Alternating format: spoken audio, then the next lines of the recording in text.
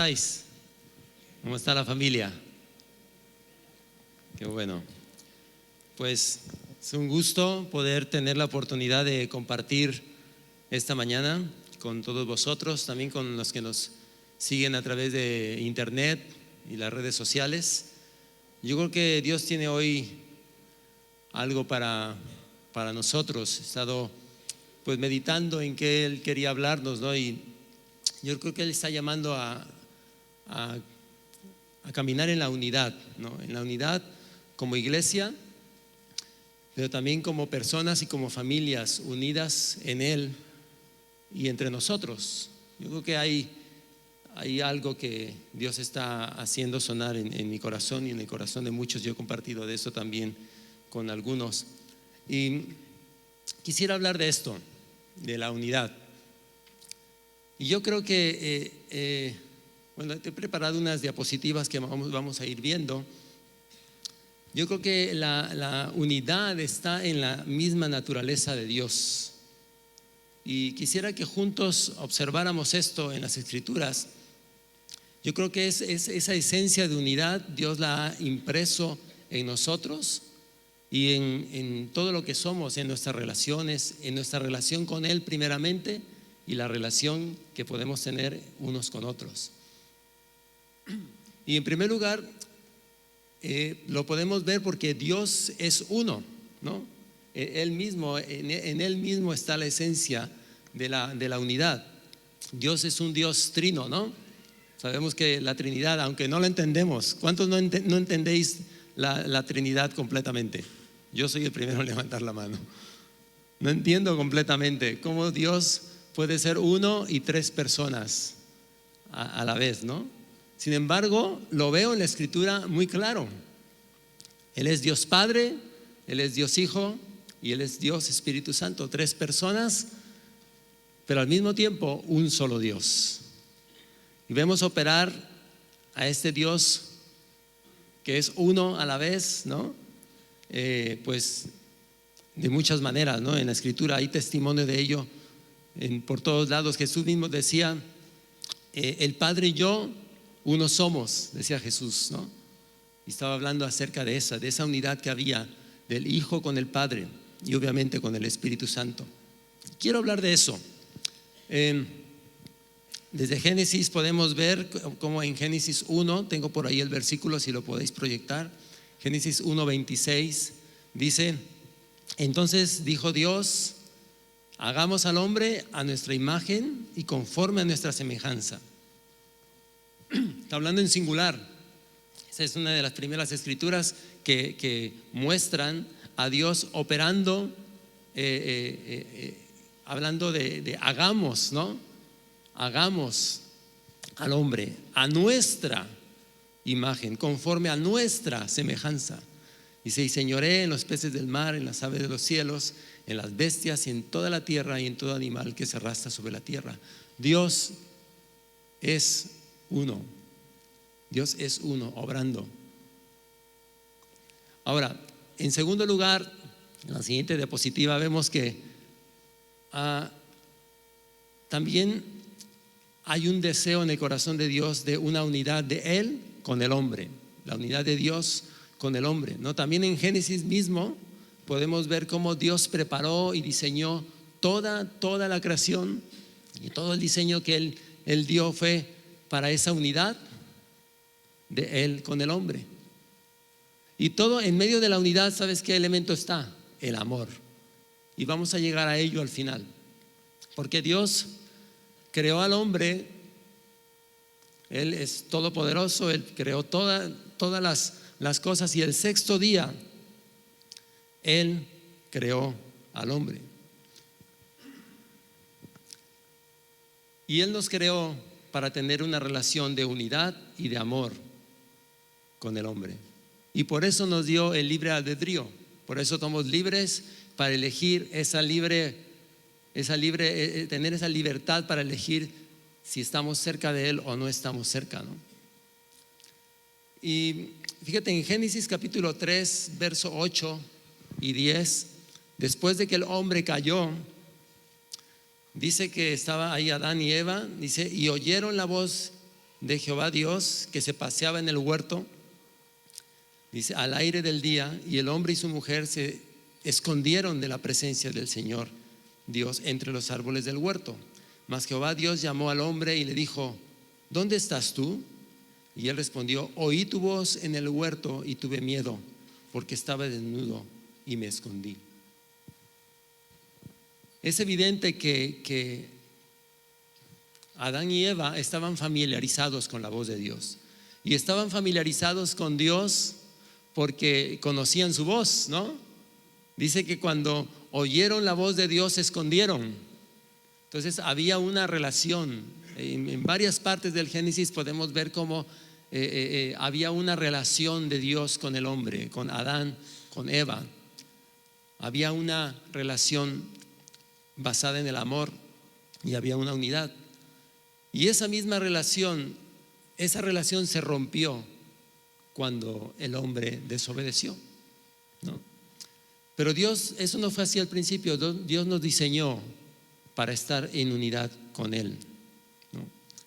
Él nos diseñó así. Y tenemos que entender esto, porque lo que estamos viviendo hoy en día no es el diseño original, ¿no? La separación de Dios y el hombre, sino la intención y el diseño original de Dios es estar cerca de nosotros, en comunión directa.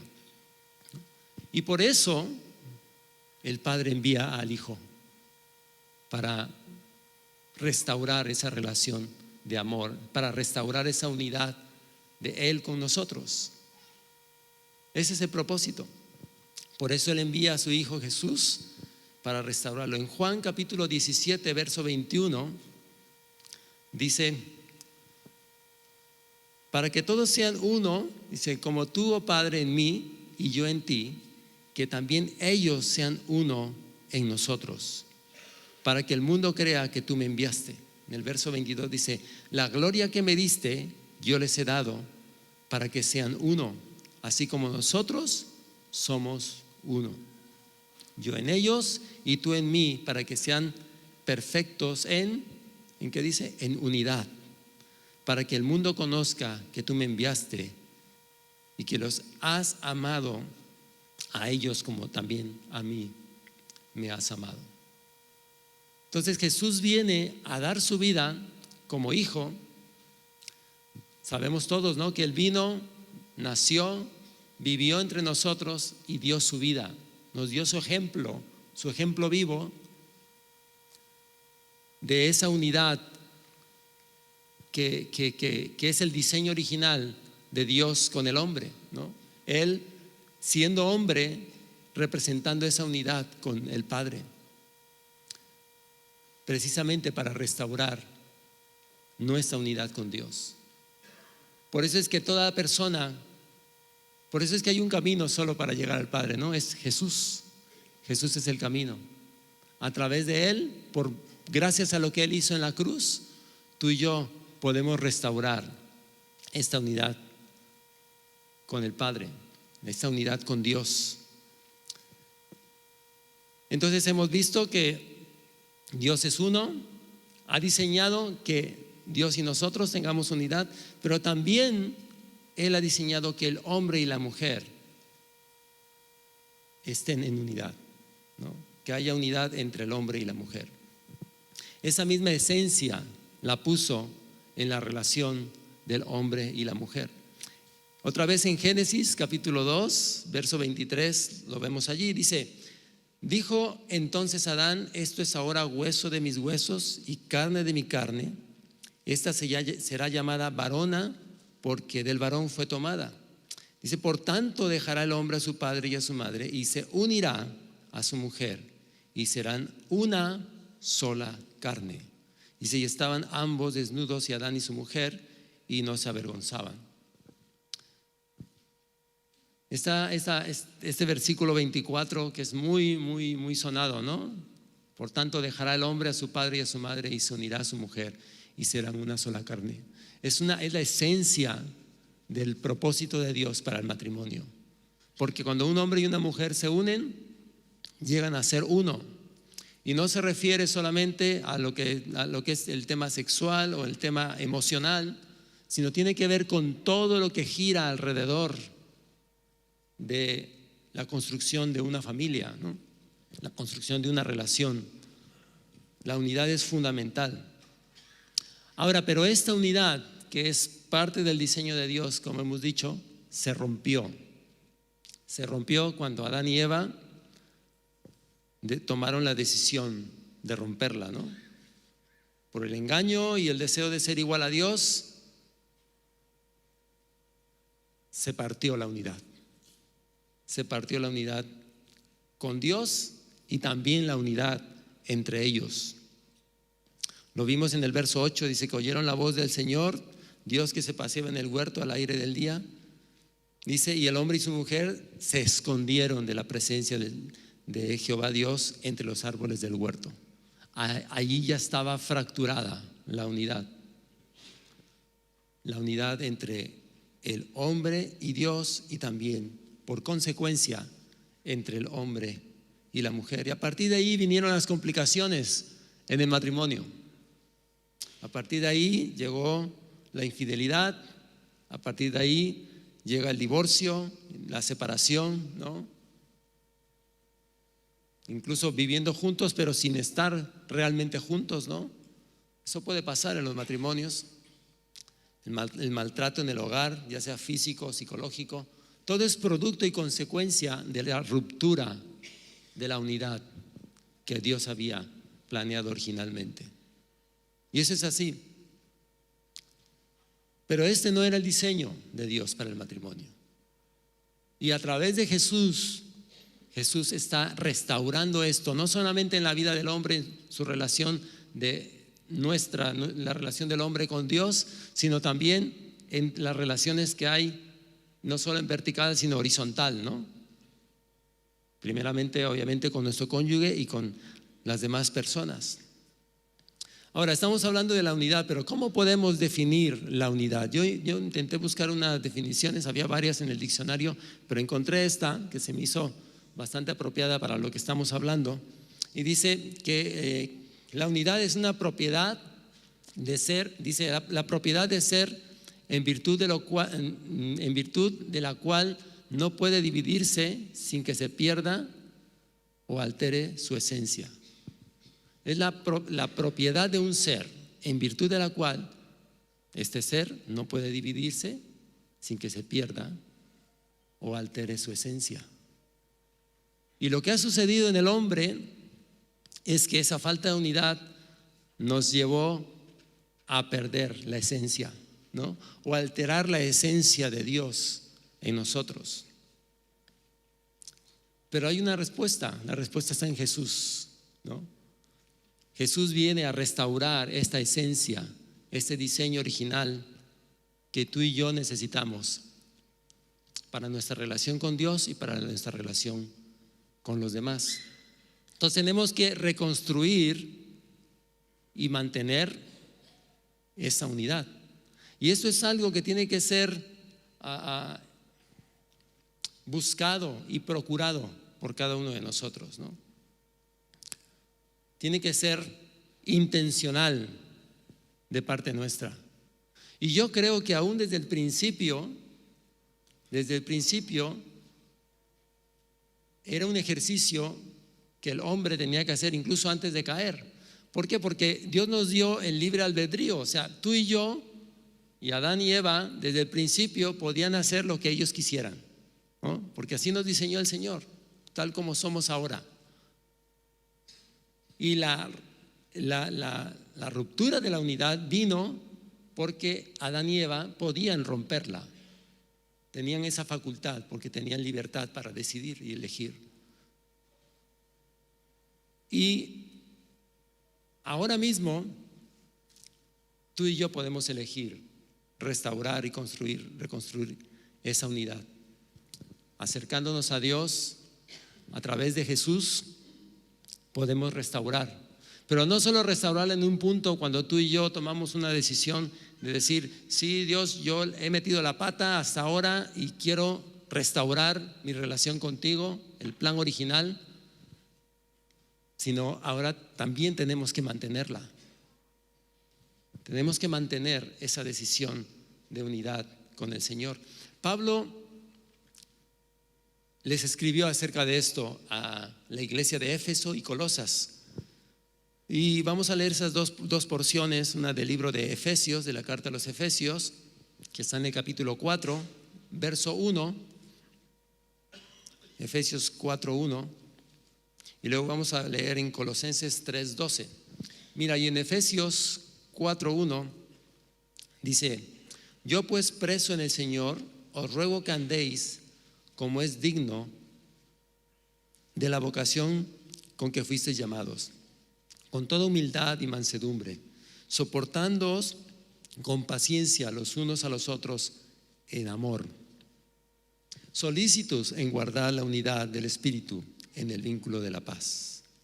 Está hablándoles acerca de, tienen que guardar la unidad en el Espíritu.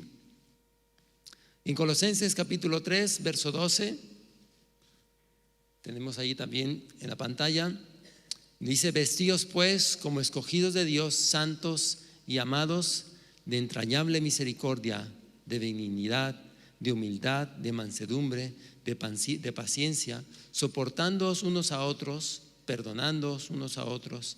Si alguno tuviere queja contra otro, de manera que Cristo os perdonó, así también hacedlo vosotros. Dice: y sobre todas esas cosas, vestíos de amor, que es el vínculo perfecto. El amor es el ingrediente necesario para reconstruir y para mantener la unidad. El amor. Y a veces el concepto del amor, o la palabra amor, incluso la hacemos muy, muy ligera, ¿no? Pero es sumamente profunda, ¿no?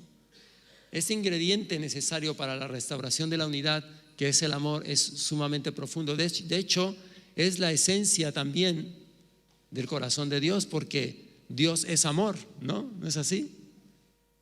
En la misma escritura define que Dios es amor. Y este amor que está en el Señor debe de estar en nosotros. Y no es algo que tú y yo tenemos que desarrollar por nosotros mismos, sino es por su gracia, con su ayuda, su amor puede fluir a través de nosotros. Ese es como un misterio, ¿no? Porque nuestra tendencia natural, por causa de la herencia caída de Adán, no es fluir en el amor de Dios, sino al contrario.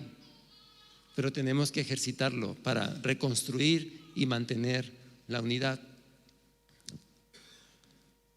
Entonces, ese ingrediente del amor, que es la esencia de Dios y que Él quiere darla, impartirla sobre cada uno de nosotros, esa esencia de Dios fue la que hizo que Él viniera a dar su vida por nosotros, su amor. Yo creo que desde el primer momento que el hombre cayó en el huerto del Edén, de hecho lo dice la Escritura claramente, Dios diseñó el plan de redención. Él tomó la decisión que en un momento iba a enviar a su Hijo para restaurar, por medio del amor, restaurar esa ruptura que el hombre había hecho. Pero había que pasar por todo un proceso, ¿no? Y es ese proceso que tú y yo pasamos en lo individual cuando estamos acercándonos a Dios. Cuando empezamos a considerar a Dios como algo realmente relevante para nuestra vida. Nosotros en la escuela dominical, con los niños, mi esposa y yo y todo el equipo de maestros, estamos continuamente sembrando la palabra de Dios en los niños, ¿no? Aprendiendo versículos bíblicos con ellos, y ellos están recibiendo la palabra y llenándose de ella. Pero ellos tienen que llegar a un momento en sus vidas en donde tienen que realmente decidir por Dios. Y es ese punto en el que no importa si hemos nacido o no hemos nacido en una iglesia cristiana, no importa si no hemos sabido nunca nada de Dios y de repente a los 20 y tantos y 30 y tantos años nos topamos con Dios, todos tenemos un punto de encuentro en el que tenemos que decidir restaurar o no restaurar esa ruptura, esa ruptura, ¿no? Entonces, con los niños pasa lo mismo. Y les decimos constantemente, el hecho de que estés aquí escuchando la palabra de Dios todos los domingos, no te hace un hijo de Dios. Tú tienes que tener un momento de decisión, ¿no? Un momento en el que tomes acción y permitas que Dios cambie todo tu horizonte. De hecho, el más grande mandamiento es el amor, ¿no? Cuando Jesús dijo, ama a tu prójimo, dice, cuando le preguntaron cuál era el más grande mandamiento, dijo, ama al Señor tu Dios con todo tu corazón, con toda tu alma, con toda tu mente, con todas tus fuerzas, y luego ama a tu prójimo como a ti mismo. Ahí se resume todo, dijo Jesús, ¿no? Porque ahí está la respuesta para todo, en amar, en dejar fluir el amor, no de una manera superficial, humana, sino de una manera profunda y divina. Entonces, el amor es capaz de construir unidad en nuestras vidas. Y mira, quisiera que fuéramos a una escritura que es preciosa. Incluso te recomiendo que la memorices desde el versículo 4 en adelante, pero vamos a leer del versículo 1 en 1 Corintios 13.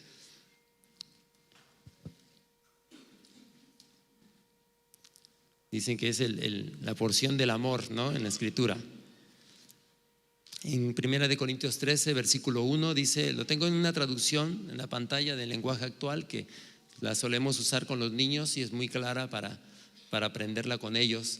Dice, verso 1, si no tengo amor, dice, de nada me sirve hablar todos los idiomas del mundo, hasta el idioma de los ángeles. Si no tengo amor, soy como un pedazo de metal ruidoso, soy como una campana desafinada.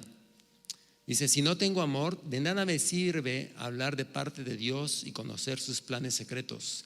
De nada me sirve que mi confianza en Dios me haga mover montañas. Si no tengo amor, de nada me sirve darle a los pobres todo lo que tengo. De nada me sirve dedicarme en cuerpo y alma a ayudar a los demás. Luego viene la parte que nos aprendemos normalmente con los niños en la escuela dominical y que te recomiendo aprenderla. Dice, el que ama, aquí vienen tips prácticos para que ejecutemos tú y yo en la vida diaria. Dice, el que ama, verdaderamente el que ama, tiene paciencia en todo y siempre es amable. El que ama no es envidioso, ni se cree más que nadie, no es orgulloso, no es grosero ni egoísta, no se enoja por cualquier cosa, ni se pasa la vida recordando lo malo que otros le han hecho. No aplaude a los malvados, sino a los que hablan con la verdad. El que ama es capaz de aguantarlo todo, de creerlo todo, de esperarlo todo y de soportarlo todo. Dice, solo el amor vive para siempre. Estos rasgos de amar deberían estar en nosotros. Pero no, la buena noticia es que no depende solo de nosotros, de nuestra habilidad humana. La buena noticia es que Dios es capaz de hacerlos fluir en nuestras vidas si nos rendimos a Él, ¿no? Es asombroso. O sea, muchos conflictos de la vida, muchos problemas de falta de unidad se resolverían ejercitando esto, ya sea en tu matrimonio, ya sea en tus relaciones con otras personas, en tu relación con Dios, se resolverían, ¿no? Si dejamos a un lado el orgullo, si dejamos a un lado el rencor, todo lo que habla aquí. Ese es un reflejo de cómo es Jesús, ¿no? Y como digo, de manera natural no se va a dar en nosotros, es algo que necesitamos ejercitarlo y construirlo continuamente va a ser necesario que abandonemos el rencor y perdonemos. Continuamente. No quiero alargarme mucho porque quiero simplemente dejarte la esencia de lo que creo que Dios está hablándonos. Mira, En resumen, el hombre necesita unidad con Dios. ¿No es así? Eso resuelve todo. Si tú y yo decidimos acercarnos a Dios y caminar en unidad con Él, se resuelve todo. Dice en 1 Corintios 6:17 que el que se une al Señor, un espíritu es con Él, ¿no? Si tú y yo decidimos acercarnos al Señor, estaremos caminando en unidad con Él. Me encanta en Juan 15, cuando está hablando acerca de la vid y los pámpanos, ¿no? En el verso 4 dice: permaneced en mí y yo en vosotros. Dice: como el pámpano no puede llevar fruto por sí mismo si no permanece en la vid, así tampoco vosotros si no permanecéis en mí.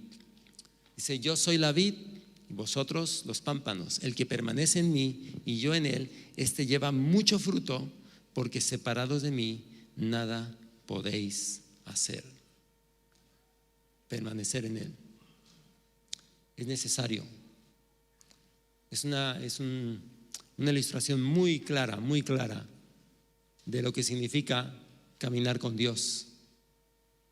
No se trata solamente de un momento identificarte con el Señor y después llevar tu vida como quieras, sino se trata de permanecer pegado, como un pámpano está pegado a la vid, porque si no sucede eso, enseguida se marchita y obviamente no lleva fruto. Entonces, cuando el hombre restaura su relación de unidad con Dios, todas las cosas se pueden restaurar también.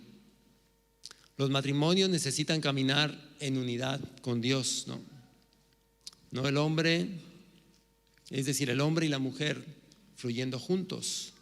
Una unidad para decisiones que se toman juntos en el matrimonio, ¿no? Unidad para educar a los hijos, cómo disciplinarles, cómo guiarles en la vida. Puede ser algo que parece pues como muy cotidiano, pero realmente si estamos de acuerdo la pareja en cómo guiar a nuestros hijos, vamos a criar hijos con una identidad segura y clara. Porque si no estamos de acuerdo ni siquiera en qué cosa es necesario reprender en nuestro hijo y hay diferencias en la pareja, pues el hijo lo va a notar, ¿no es así? Y se va a dar cuenta que no hay unidad, porque papá le deja hacer unas cosas y mamá no le deja hacer esas mismas cosas. ¿Me estoy explicando, papás? Yo creo que eso es importantísimo, porque aún en esos pequeños detalles que tú puedes decir, bueno, son cosas cotidianas y tal, pero esos detalles reflejan la unidad. Entonces hay que ejercitar la comunicación, hay que ponernos de acuerdo como parejas, cómo vamos a educarles, cómo vamos a disciplinarles, a guiarles en la vida. Y otras cosas, por ejemplo, que necesitan unidad en el matrimonio, como por ejemplo cuando vas a adquirir o comprar un bien, ¿no? Que tú dices, eso es cosas mundanas. Sí, pero son la esencia de las relaciones. Incluso puede haber casos en que matrimonios se fracturan por tomar malas decisiones de la compra de un piso, por ejemplo, ¿no? Tenemos que estar de acuerdo para tomar una decisión así juntos. Y estoy hablando de cosas prácticas porque yo creo que tenemos que vivir una vida en unidad práctica, ¿no? Que podamos decidir juntos las cosas que vamos a hacer. Si te compras un coche, si te compras una casa o si vas a hacer un viaje, yo creo que es fundamental la unidad. ¿Estás de acuerdo? Fundamental la unidad, porque con esos pequeños detalles construimos unidad, poniendo como base el amor, desde luego. Como familia necesitamos caminar en unidad, necesitamos funcionar juntos como familia, en armonía, fluyendo lo que Dios nos está dando, edificándonos mutuamente, ¿no? Incluso los hijos pueden edificar a los padres, aunque sean pequeños. Si estamos abiertos, podemos aprender de ellos también. hay una unidad en eso también, amonestándonos en amor, dice la Escritura. Incluso si tú estás, por ejemplo, en una comunidad de Betel, si tú eres un chico de Betel que estás en las comunidades de Betel, pues tu casa de Betel es como tu familia, ¿no? Si te darás cuenta si hay unidad o no hay unidad en la casa, ¿no es así? Si todos vamos juntos, con propósitos juntos, dentro de las casas, estoy hablando ahora a los chicos que están en las comunidades, pues esa unidad se siente, se nota, porque trabajan juntos, hay propósitos en común, hay ilusión, el fin de semana llega y hay convivencia también, ¿no? Porque hay unidad. Esto se tiene que desarrollar, no solo el líder de la casa, sino todos fluyendo en esa unidad. Y es así, Dios está construyendo. Y esto Dios lo está construyendo en cada uno de nosotros para que sea como un equipo, ¿no? Como una equipación que te pones encima para lo que viene por delante. Yo puedo ver cómo Dios me equipó con muchas cosas en mi juventud para cuando fui padre poder coger de la mochila cosas y ponerlas en práctica, ¿no? Y así es la vida, tenemos que irnos equipando con cosas. Como iglesia, ya voy a ir terminando, simplemente quiero comentar algunos ejemplos. Como iglesia también Dios nos llama a caminar en unidad, ¿no? Tenemos que fluir juntos y abrazar y avanzar en lo que Dios está mostrándonos como iglesia. Esa iglesia está muy guay, ya construida, muy cómoda. ¿No estás cómodo aquí? Sí, ¿no? Gracias a Dios, tenemos parking, pero hay mucho más por hacer. No solamente hay iglesias que están unidas para construir su local. Nosotros eso ya no necesitamos, ya tenemos local, ¿no? Pero tenemos que unirnos para hacer avanzar el reino de Dios. Hay mucha gente aquí afuera que necesita conocer del Señor. ¿Y cómo puede ser eso? Pues a través de lo que estamos haciendo, primeramente mostrando nuestra vida ahí con ellos, pero luego también organizándonos cuando convocamos a hacer eventos o algo evangelístico juntos. Hay que involucrarse, ¿no? Eso es parte de lo que Dios está haciendo. Por eso yo siempre que tengo oportunidad y hablo con algunas personas en la iglesia, les pregunto, ¿está haciendo la reunión de hogar? Porque es una parte importante para conectarse en las reuniones de hogar, conocerse y fluir también con otros en lo que está haciendo. Que no solamente estés aquí el domingo y escuches la palabra y saludes a 2, 3, 4 personas, sino que te conectes verdaderamente con la unidad en la iglesia, con lo que está pasando en todos lados, con los jóvenes, con los niños, con todos lados, ¿no? Y eso mismo también sucede con la obra de Betel en el mundo. ¿Sabéis que Betel en el mundo planta iglesias a través de la obra social? Y en concreto, pues con todos los que estáis involucrados en lo que es la obra de Betel, pues tenemos que fluir juntos, ¿no? Para que esto que Dios ha hecho por más de 35 años, ¿cuántos años ya lleva Betel plantando iglesias, ¿no? Siga fluyendo y siga creciendo, avanzando a través de lo que está sucediendo en nuestra vida, primeramente porque esa es la base, y restaurando nuestra relación con Dios en lo personal, para luego ir avanzando en conquistar el mundo, como dice Elías, ¿no?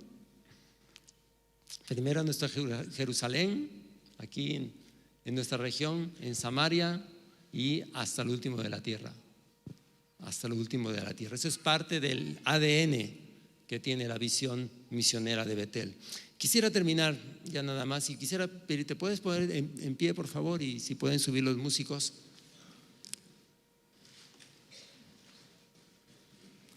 No sé si ha sido de edificación todo lo que has escuchado esta mañana, pero si no te acuerdas de mucho, acuérdate que el diseño original de Dios es ser uno con nosotros a nivel personal, y como ingrediente está su amor fluyendo. Y si cada uno de nosotros podemos realmente entender esto y decidir acercarnos a Él, aceptar su amor, aceptar lo que Él hizo para restaurar esa ruptura que había, todas las demás áreas se van a alinear. Nuestras relaciones, nuestros matrimonios, todo se va a alinear.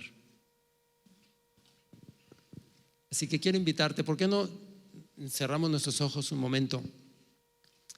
Quiero invitarte a hacer una oración y a reflexionar sobre esto que hemos estado hablando, o que yo he estado hablando y hemos estado escuchando. Gracias, Señor. Señor, yo te doy gracias, Padre, por cada persona que está aquí, Señor. Gracias porque tú tienes un propósito en cada uno de ellos, Señor. Gracias, Señor, porque podemos acercarnos con confianza a ti y podemos, Señor, recibir tu amor y aceptar este plan de restauración de nuestra conexión contigo a través de la cruz de Jesús, a través de su sacrificio. Gracias, Jesús, por dar tu vida por nosotros. Gracias, Señor. Gracias, Señor. Ahí en tu lugar donde estás,